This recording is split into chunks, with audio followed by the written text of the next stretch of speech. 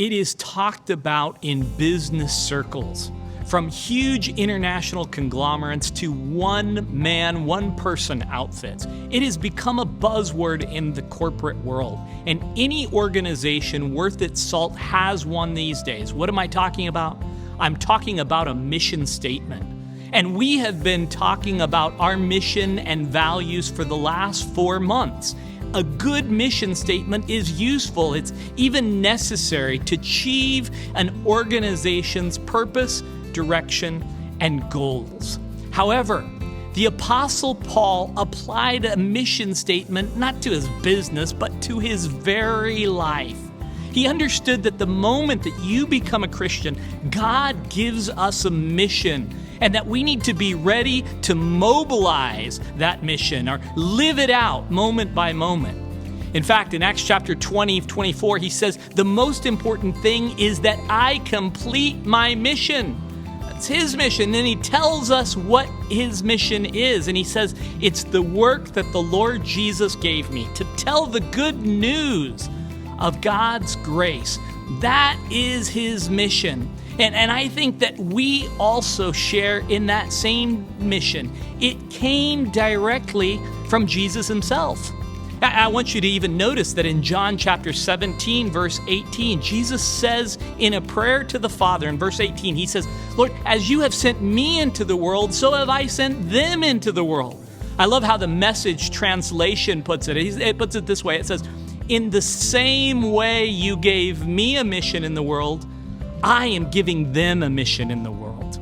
We are to base our life's purpose on a mission statement, his mission statement. But one of the best places to live out that mission is in the marketplace. It's in the places of employment. You spend so much of your awake life at work. So how can we be mobilized for mission in the marketplace? Well, there's 3 quick strategies I think that we can utilize. And the first way that we can be missional at work is by how we conduct our attitude at work. In fact, Philippians chapter 2, verse 14 says this. It says, do all things without grumbling or disputing, that you may be blameless and innocent children of God without blemish in the midst of a crooked and twisted generation, among whom you shine as lights in the world. Notice the words here. He says, don't be those people who are constantly complaining, who are constantly arguing, those people who are constantly contentious. Oppositely, he says we should be warm and welcoming and kind. And notice Paul even says that if you do that, you will shine in the context, in that context of work, and you will stand out as you represent Christ well. Howard Hendricks, he was the former professor of theology at Dallas Theological Seminary, and he tells the story about a flight he was on. The man was sitting in front of him. He was an absolute jerk, and he was just being a grumpy and irritable and rude old man. And the stewardess who was interacting with him was having to deal with him, and then he got drunk, and he was even more rude. But the stewardess was handling him with such complete class, such complete poise and confidence, and she was polite and gentle. She was patient with him.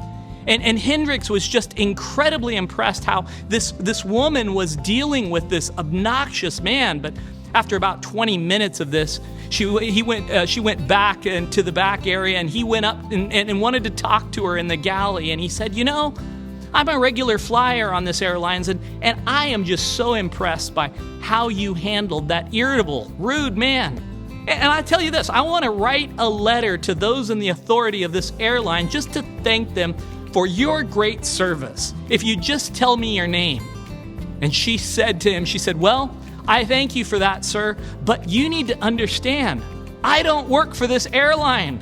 He was kind of stumped, and he said, well, what do you mean you don't work for this airline? She says, no, sir, I work for Jesus Christ, and he's the one who helps me to be patient with obnoxious people.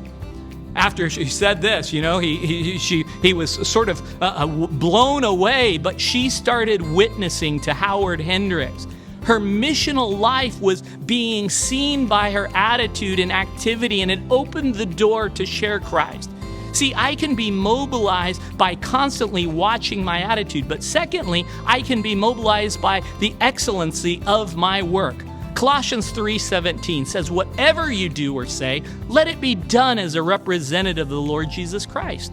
And as a representative of Jesus Christ, God has placed you where you are so that you can represent Him well. And you can represent the kingdom in the kind of product that you produce. Whatever product you make, or whatever phone call you make, or whatever cake that you bake in the marketplace, let it be done with excellency, representing Christ as if it were coming from Christ Himself, as if it were being given to Christ.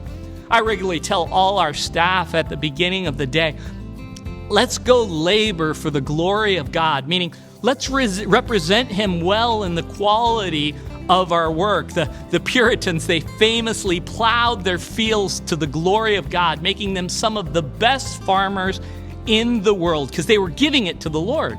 See, you stand out when you offer quality work, which means that you have a greater platform to share what God has done in your life and represent the glory of God to the world around you. But finally, you can be missional in the marketplace by talking to others about Jesus.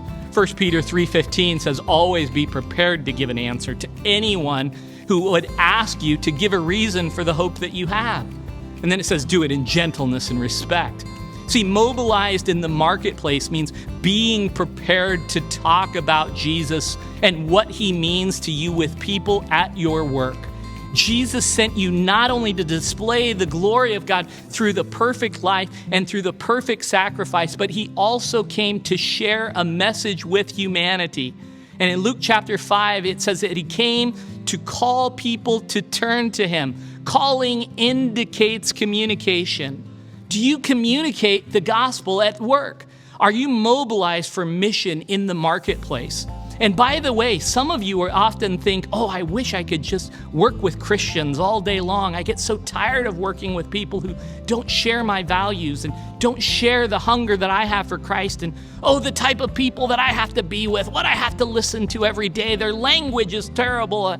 And it's just so awful to work with them. And I think that the Lord is saying, no, no, no. I want you to be there, to be the salt and the light to the mission in the world. I don't want you to hang around the healthy all the time. I want you out there with the lost and the sick and the needy. You are the only people, or the only Jesus that some people will ever see. And Jesus reminds us to be ready to live out His mission statement. Our mission in the marketplace.